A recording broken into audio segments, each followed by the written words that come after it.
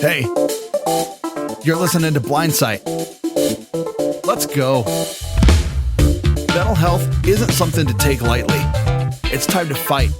It's time to thrive. Let's do this. Welcome to Blindsight. I'm your host, and I'll say today co-host, because if you missed the last episode, you didn't know that we decided to make our guest a co-host so we'd be free to be in more conversational mode about this very important subject of sharing our lives with other people and telling our story.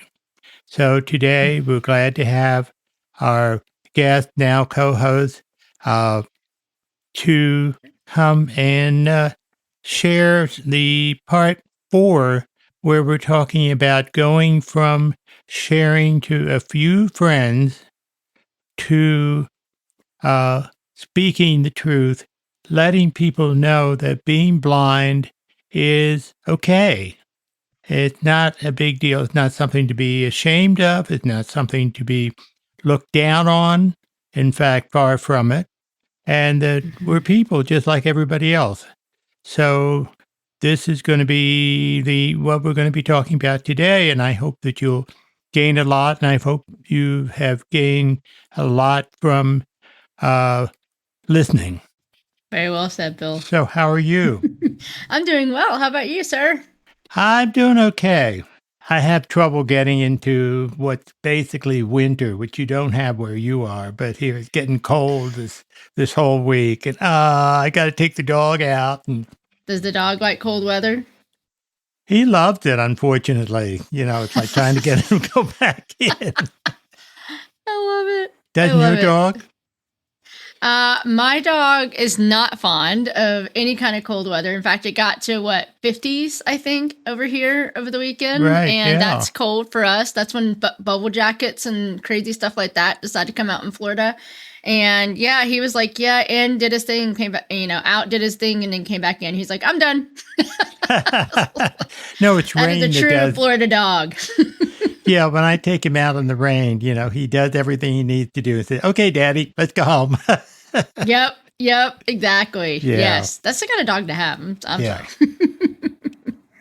And it's funny how we're talking about sharing a story today, right? Because talking about sharing once you've shared, and then what to do and how to go from one to many.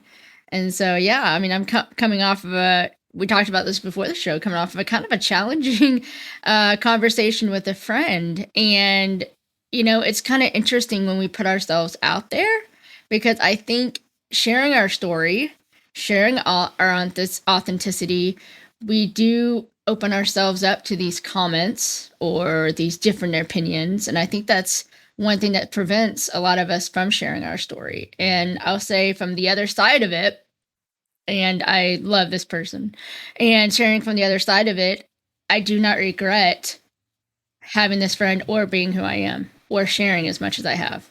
And so I think a lot of people, at least I have anyway, we get worried about inviting people in because of these kind of situations where it's like, ooh, that kind of hurt a little bit. I don't know if I agree. But then, I'm also here on the other side going, I'm pretty sure we're going to talk more about it, and we're still, we will still be friends regardless.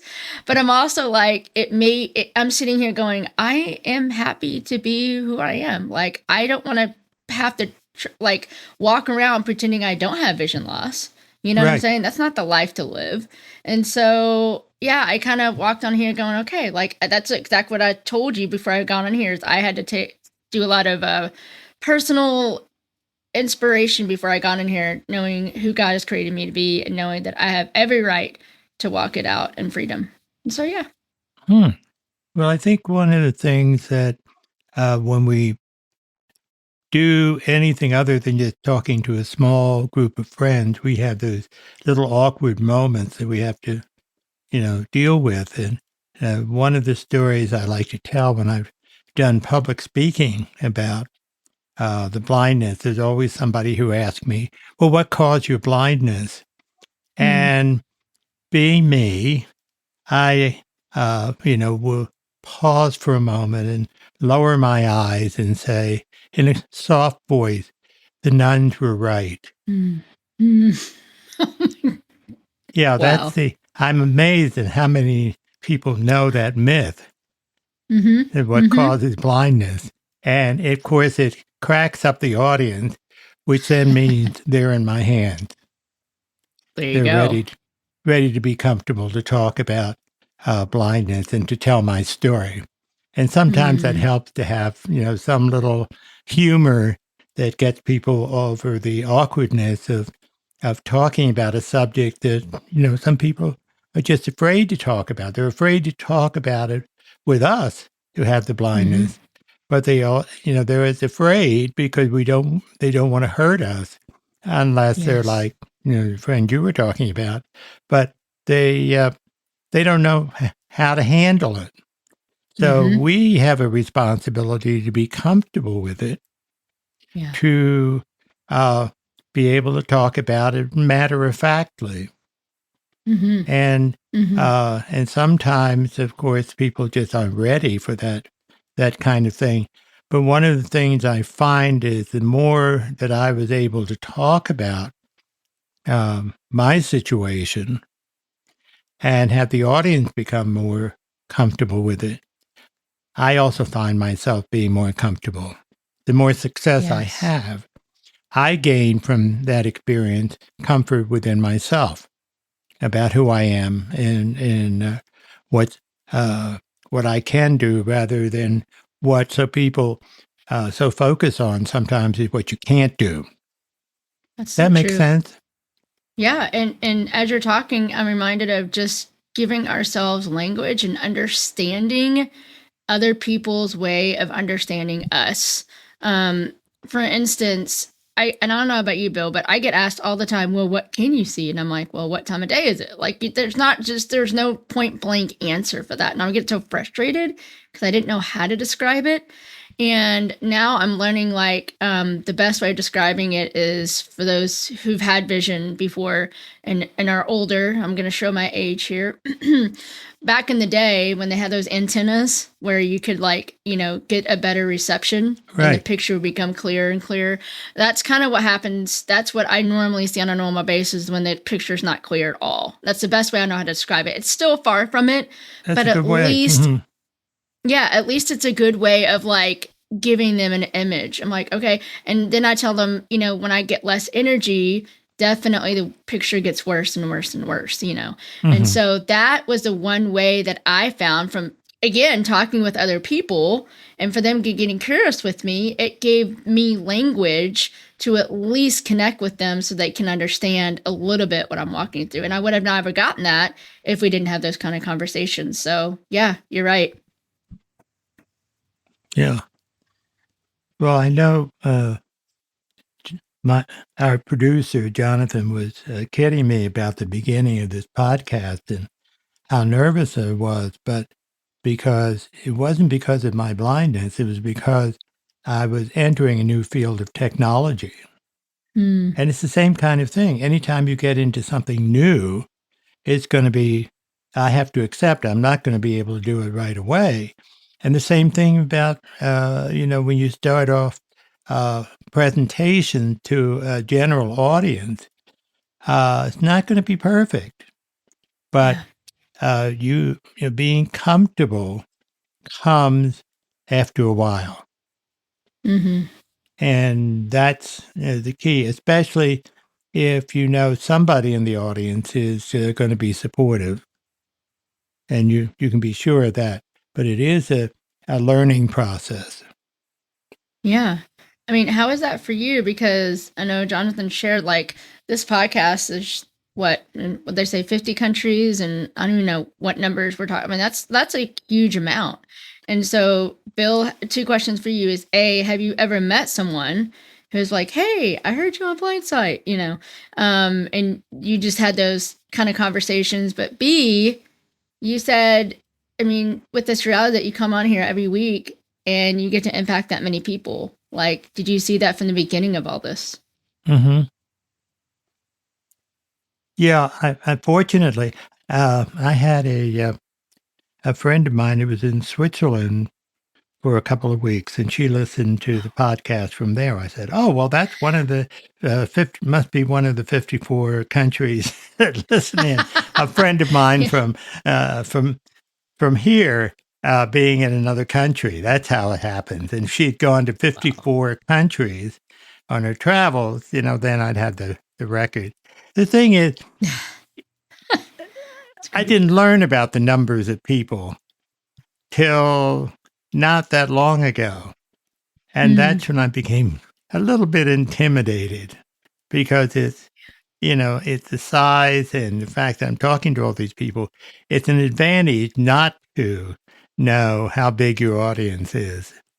Yeah. But beside that, the thing that we have to keep in mind when people are coming, well, for me, coming to the realization that being blind is no big deal and that it's important for me to tell my story as it is for all of us because we're out there by ourselves. How many, it isn't, there are times where we don't know that many blind people or have a constant group of blind people to kind of reassure us. Now, I went to school for the blind, and that was a big help for me to be in a community with 20, 25, 26 blind people with blindness to kind of get my bearing. That's one of the reasons I went, because I was having a lot of trouble with being totally blind by that time. And so being in the school, you kind of learn. And then once you're comfortable with it, then you can talk about it with the general public. Yeah. Yeah. And what I'm hearing from you is that reality of how important it is to connect with people that don't do more than just understand, but people who are living it. And to that as well, and I think I can say this on here because talking to a lot of other people that are blind, low vision, to understand that it's a spectrum. I think I say we do this sometimes, even as friends that maybe have similar vision challenges. And it's so many times I've kicked myself because I'll share a story and somebody will say, well, it's not like that for me. I'm like, wait a second. We both have optical neuropathy. How, what, but I forget even that's a spectrum. And so that, and can I just say as well, that is a hard step for someone to take. Because for me, it wasn't until like really a couple years ago that I finally swallowed whatever it was, my pride. I don't know what it was. I think it was just fear of finding another place where I felt like I would stick out. And because I have such a combination of different physical challenges, I'm like, I always feel like that oddball out, Yeah. But that's when I really started connecting with some of these vision loss and hearing loss and charge syndrome and different kind of groups. And instead of really looking for a place to fit in, I instead got to take who I am into these places and encourage people to open up, encourage people to share. Right. And I've learned so much from You them. became So a I role think it model. really is a mindset thing too. Yeah, and that, in a way, when you get to see other people, you see other people who are blind struggling the way you were, and saying, "Oh, I'm not alone in that struggle. It's not something wrong with me that I'm struggling. It's just that because we are in many ways isolated. I know my mother refused to put my sister and me in a school for the deaf because she knew we wouldn't get an education at that time. We wouldn't get an education that we needed to make it in the world. But it also meant I didn't know any other deaf people in those days growing up as a kid. I was in a school where there were no children with disabilities, so I really felt like I stood out. So you feel like, who am I, and a certain amount of shame. See, what we're talking about is the feeling of shame. I'll call it shame Yeah. being less than the people who are sighted. Mm-hmm. And that's how, many times the public sees anybody with a disability as being less than. And then we absorb that. It isn't until we tell our story, get out there, meet other people, have people understand that we're just like everybody else. There's a phrase in the National Federation for the Blind. You can do anything you want to do. You just need to do it differently. And I think there's a lot of truth to that.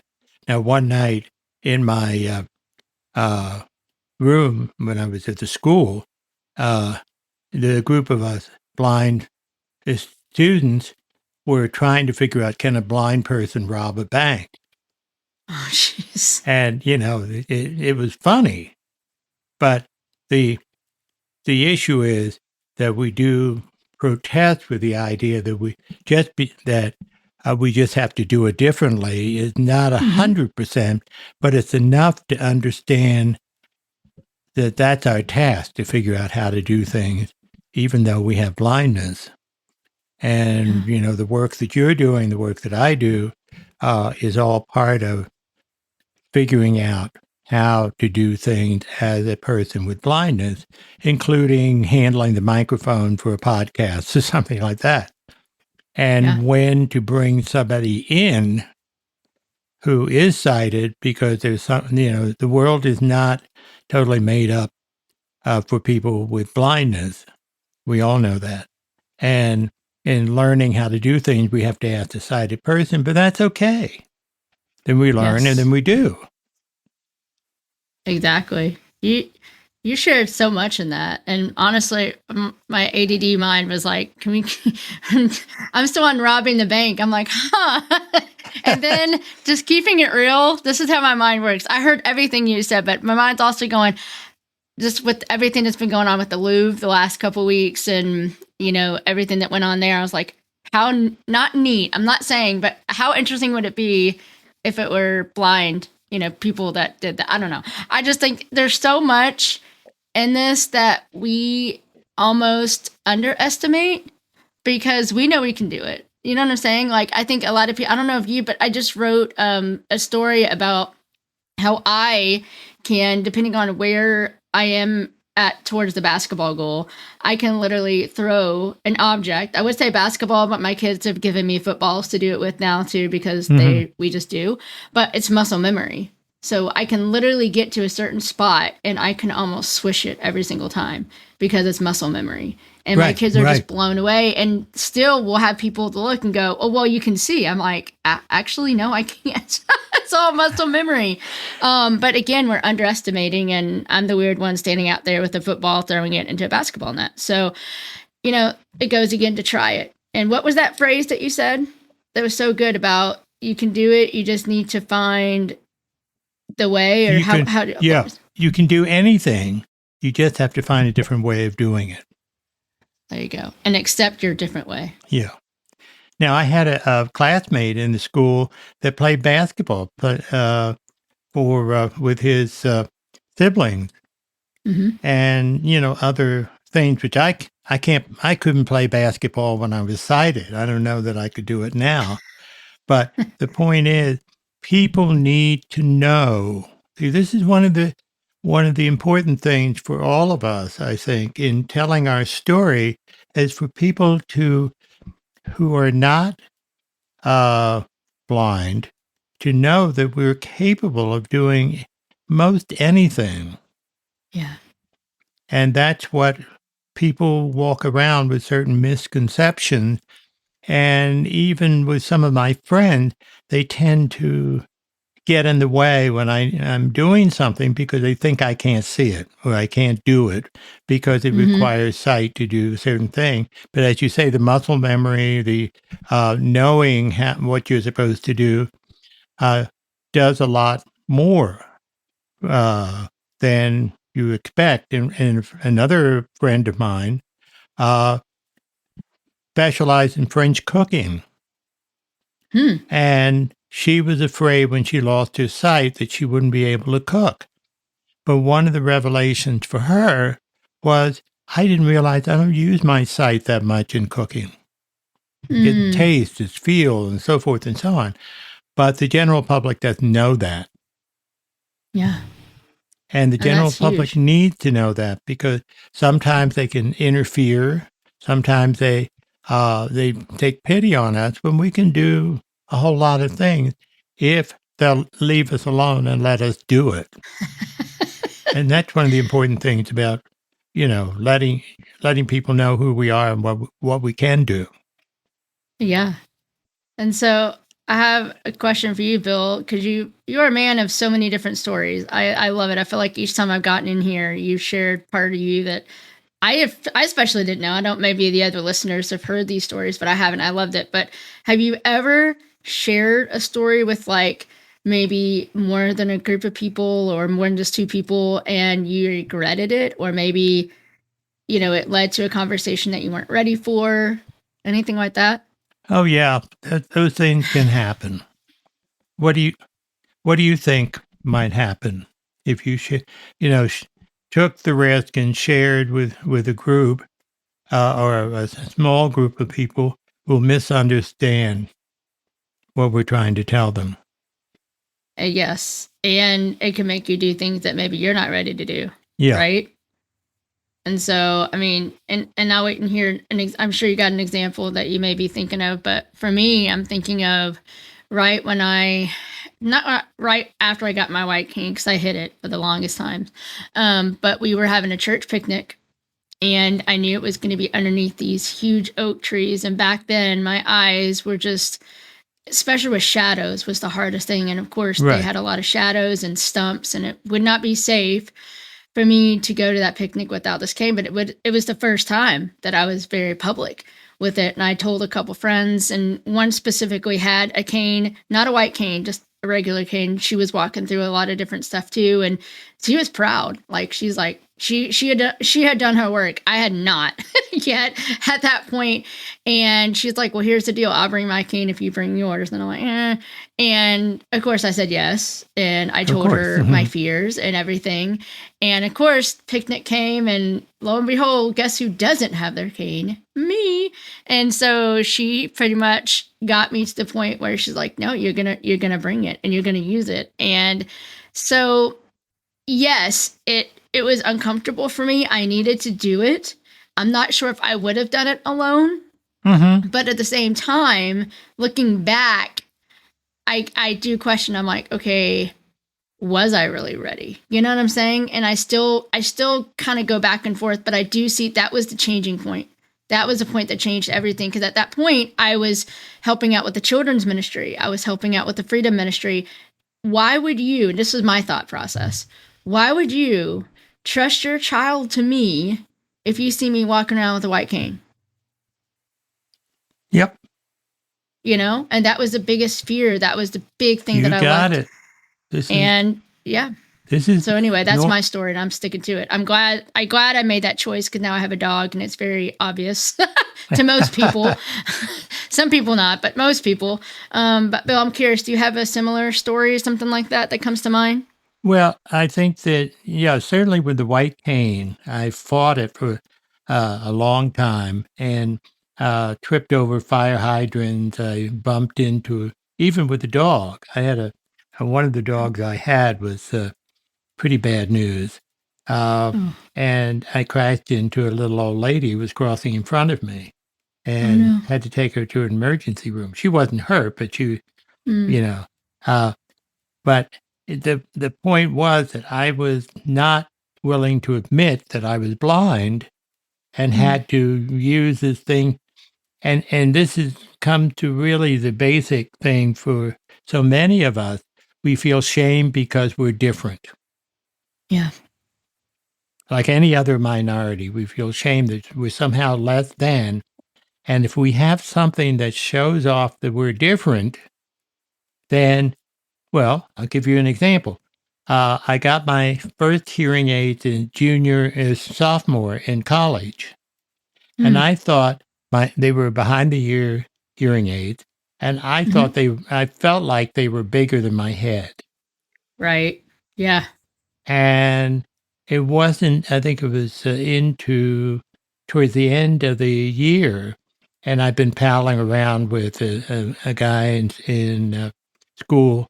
And we decided that we would get a room together in the following 2 years, as it turned out. And I told him about, not being able to hear.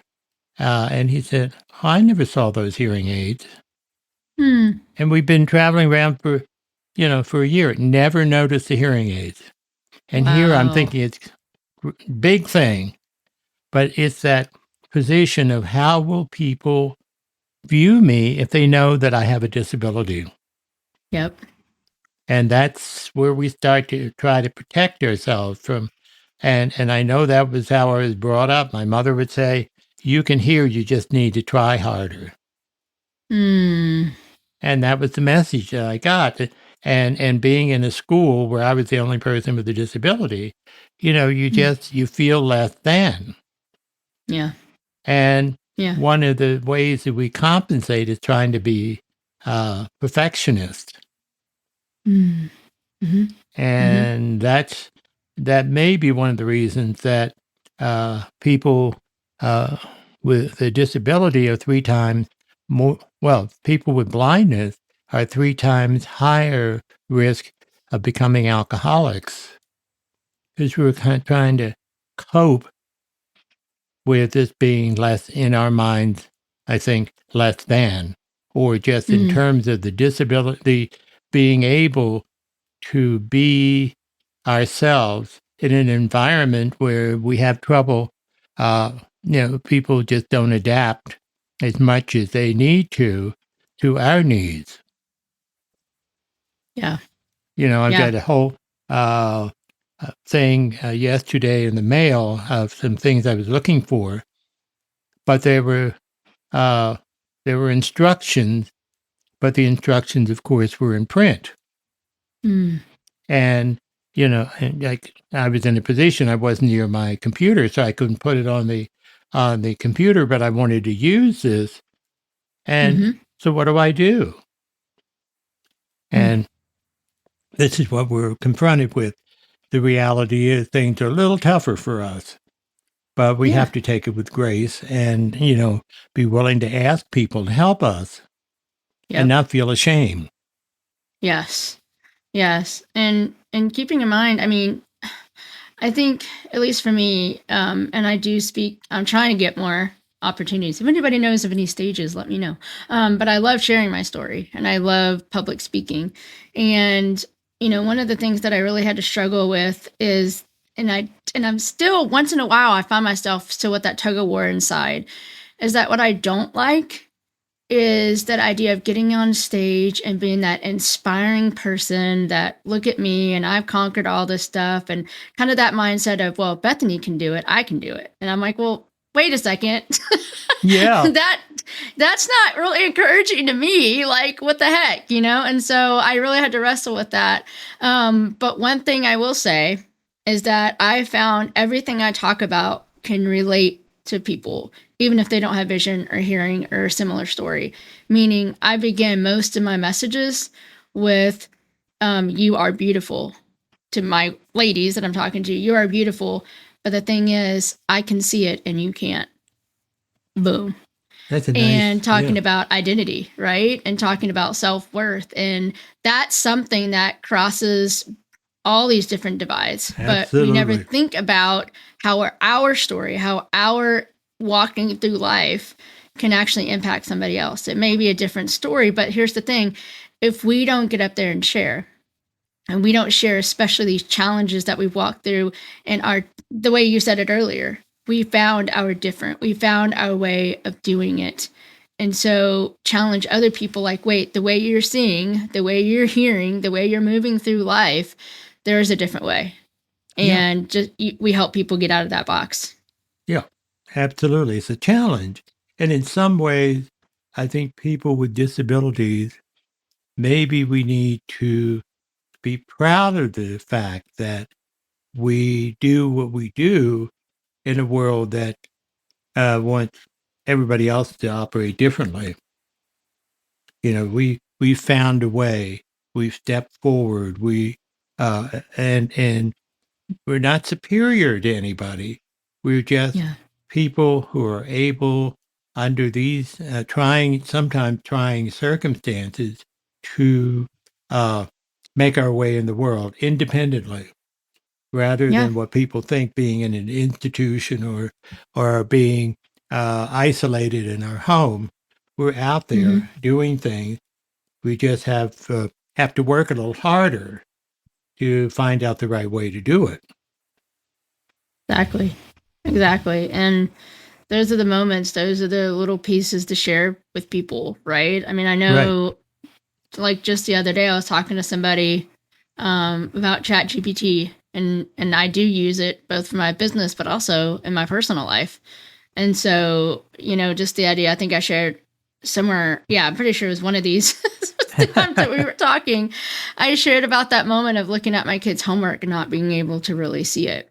And now it's a joke. They're like, when I need help with their homework, especially it's printed out, they're like, okay, mom, grab ChatGPT, and my ChatGPT is a he, has a name, don't laugh. But anyway, he reads it to me, and it goes to my hearing aids and they can't hear what I'm hearing. And so it's just really, it's one of those things that I wouldn't have known how to do that if I hadn't opened up and shared with other people and technology and everything that's out there. If I would have kept it to myself, then I'd probably still be looking for a way to connect with my kids and help them. So it's bridged that gap. So all of that to say, asking for help, yes, but also being curious of, do you know any other different ways of doing this? Again, it's embracing your different. Well, I have a friend who tried to help me with some of the office work, and he hates the computer because my computer has a speech program, and so the keyboard is different. And, he just gets frustrated because it isn't like his. He's the one that's disabled in my office. And I know, since I'm blind, totally blind, I don't always remember to turn on the lights in my condo. And a friend of mine comes over in the evening, and she opens the door and says, "Bill, could you turn on the light?" And I stand there and look at her and say, "Oh, you poor sighted people, you have to use up all this electricity and get around." Right. Love it. I love it.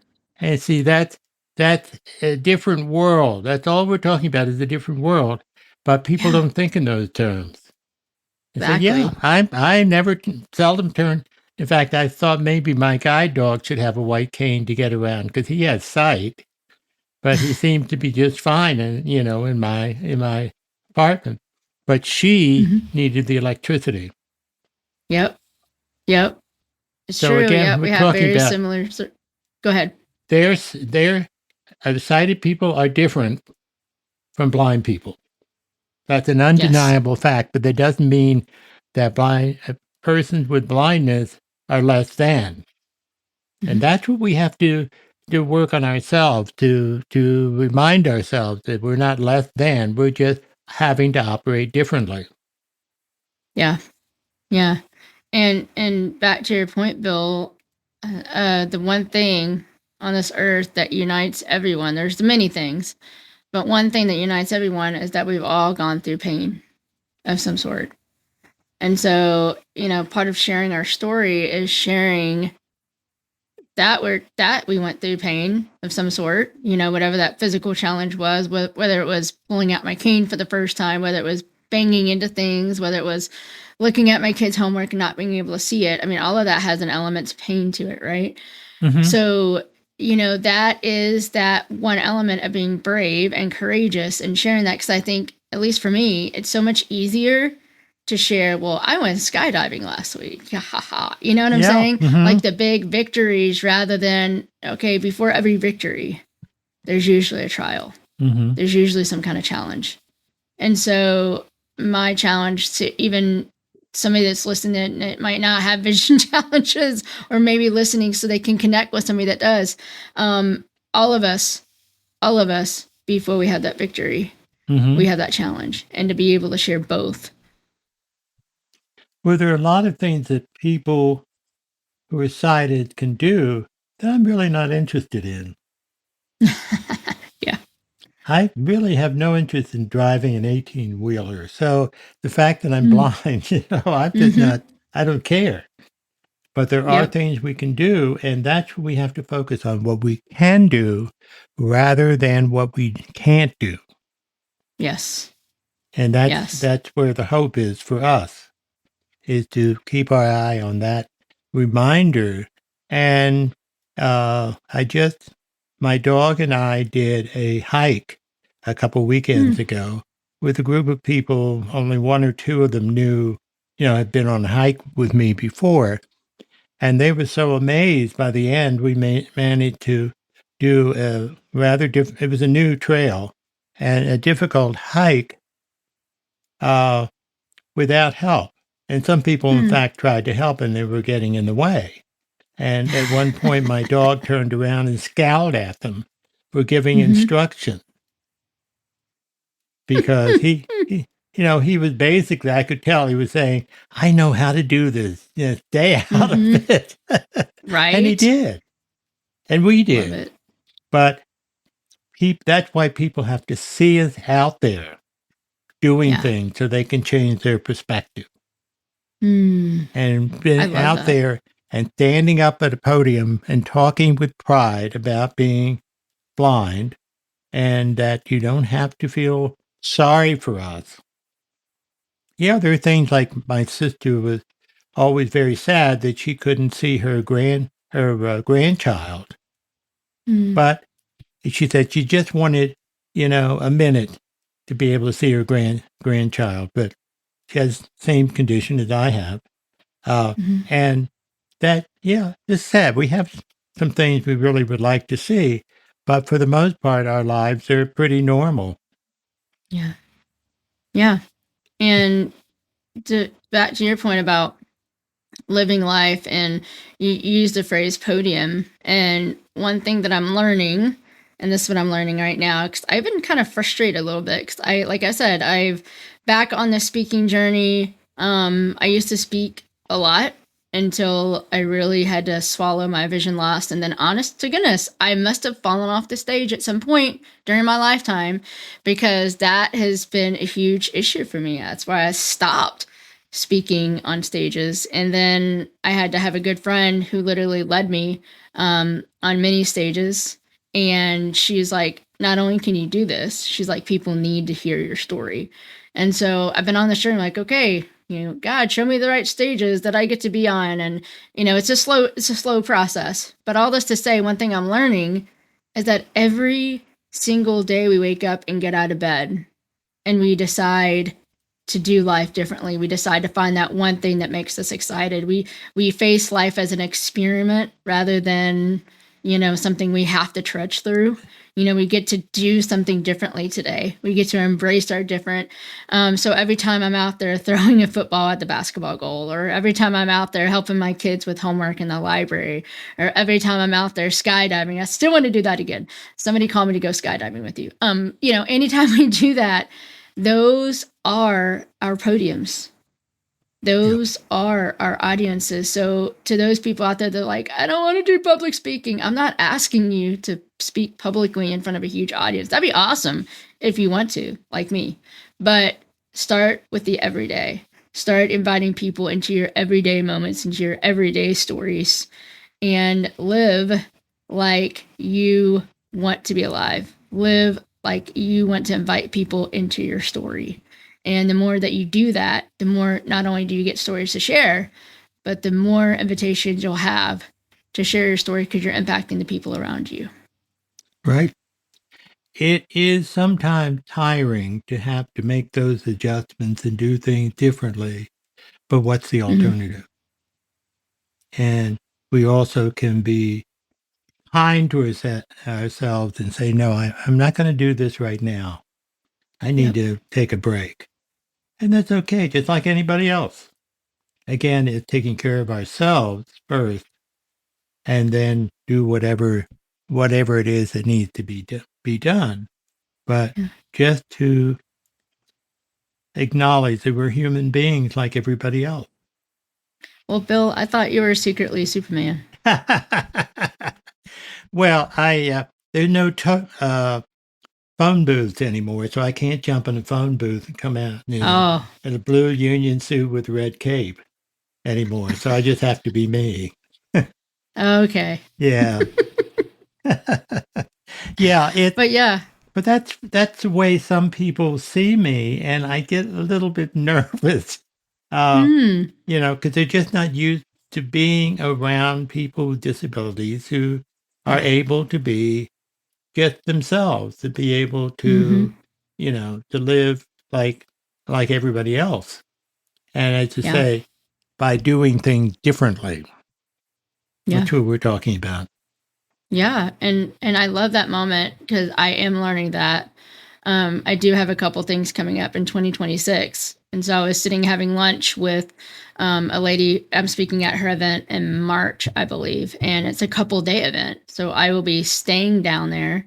So I told her, A, is it okay to have my dog? Because I'm learning how to do that. I'm like, oh yeah, he has to go with me now. But B, I told her, I said, I just need to know if I'm sharing, quarters with somebody or if I can be hopefully alone. That's what I was advocating for. And I caught myself and I'm like, wait a second. I'm noticing that I'm not going to have endless energy. Yay. Right. It's taken 47 years for me to realize that, but I'm realizing I need that. And I was advocating for myself. So I thought of you, Bill, as I was doing lunch. I'm like, look at me advocating for myself. Bill would be so proud. Now, remember, your dog can go anywhere that you go. Yes. And in fact, I've really found out that's one thing that people seem to have learned. The thing that, there are fewer people now who reject having a service animal. And sometimes the service animal, I remember going someplace and the waitress was more interested in knowing what the dog wanted than taking my order. Yes. And I'll be honest, I've had my guy since September 1st is when we first met. Oh, really? And it wasn't until, I'm not going to say where it was, but Bill, this last weekend, I got what I like to call carded, which means I was pulled aside from an event and they asked me for the paperwork for the dog. And I was like, and I have a card, love dogs. They gave me a card to show. Right. And this person was just so impressed. She's like, wow, this is amazing. But I think we're also living, at least here where I'm at in Florida, they're having a lot of people just buying the stupid vest on Amazon or whatever and calling it a service animal or whatever. So I get why they're doing it. $175 and they can get a card and a thing to wear. Yeah. And so, but again, that's part of our story. Yeah. That's part of our journey. That's part of our invitation to do things differently. And so I explained to her a little bit about my journey with the guide dog. She's like, I had no idea people had to go away for that much time. I had no idea you had to wait on a list for that much time. I had no idea. For me, I had to do a bunch of online training before I was even considered to be, with the dog. And so she was just blown away. But again, she didn't know. He didn't know. And so, but you were educating him. And that's the important thing, that people need education from us. And that's part of it. Yeah, that's part of the story too, is educating people. Yeah. Exactly. And be proud of it. Yes. I mean, even the simple idea of not touching someone that has a white cane. I don't know why that's so hard. I think I have a sign on me somewhere that says, please hug. And it's the opposite because I'm not one of those touchy-feely people. And so, but ever since I've been walking that out, people just wanted, and I'm like, no, like that's a trigger for me most times. And so I'm like, wait, unless I know the person. Right, if I don't know you, no. Exactly. But it's that kind of education. And it's also paying attention if it's the right person to go, can you tell me more about what was going on, inside of you when you wanted to reach out and help me? Like, I appreciate that, but can you tell me more about that? And that gives them some curiosity too of, what was it that made me, want to do that? And how can I help you in a way that makes you feel validated as well? That's it. And that can be tiring, but I'm afraid that comes with part of the of getting out and being out there and being seen. We just have to Yeah. do more education than we planned, but we're not only helping ourselves, but we're helping other blind people. When they come along, the people are getting educated. Mm-hmm. Well, and I think that's part of back to our previous conversations. And hopefully people listen to that, but that's why it's so important to have that one or two people in your life, like a marble jar friend that I referenced to last week, I think it was. But to have those people in your life that you know that are going to stay at the table with you no matter what. So when you go out in public, either A, you may be with them, or B, even when you're not, you can come home and call or come home and, meet with that person and share, man, I did this and it was hard because of this and this and this. So you're not alone in it. You're not having to figure out your story by yourself. Right. You've got people with you. And that's an important part to this is that yes, I want people to go out and experience, but Bill, more than that, I want them to have those people in their lives who are happy to be with them no matter what. Right. And I want them to have that place where they can share their experiences with. Right. And the realization that when we tell our story, it helps us to feel freer and helps the listener to be free with us. Yeah. And can set up a communication and possibly even friendship. And I've had many friends that I've met partially because they wanted to know more about how I operated as a blind person. And then we get past that and begin to see each other as friends. Yeah. Not blind versus sighted, but just friends. And that's the situation I think we need to do, because it's so easy to get isolated when you're a person with a disability. Exactly. Yeah, and you can tell if you ever want things to be awkward, because I evidently have a knack for creating those kind of experiences for myself.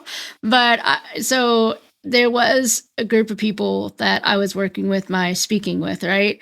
And it was one of the first places that I really try to go out in public with my cane, right? So I'm still learning and I just let people do stuff for me. Like I could do it, but I was like, shoot, if you're gonna do it for me, bring it on. So they were doing everything. Yeah. Well, they came into contact with some other people that knew me very well and knew that I could do all this stuff. So it was just very interesting to see these two groups mesh. And I'm like, oh, shoot. and so that can happen. So if you do decide not to share your story and you let people do stuff for you, be warned, you will be called out one of these days. So take our advice and share your story. And on that note, I think we have to close the session. But I want to thank you so much for being here and being a wonderful co-host. And this conversation was really helpful for me, as I hope it was for you. And we look forward to maybe having some other opportunities to do more communicating with each other and making a difference. Yes. And that's the big thing, is being different. This is Bill Lundgren. Glad to have you here at our audience. Hope you've gained something from this and look forward to having you tune in again. Thank you.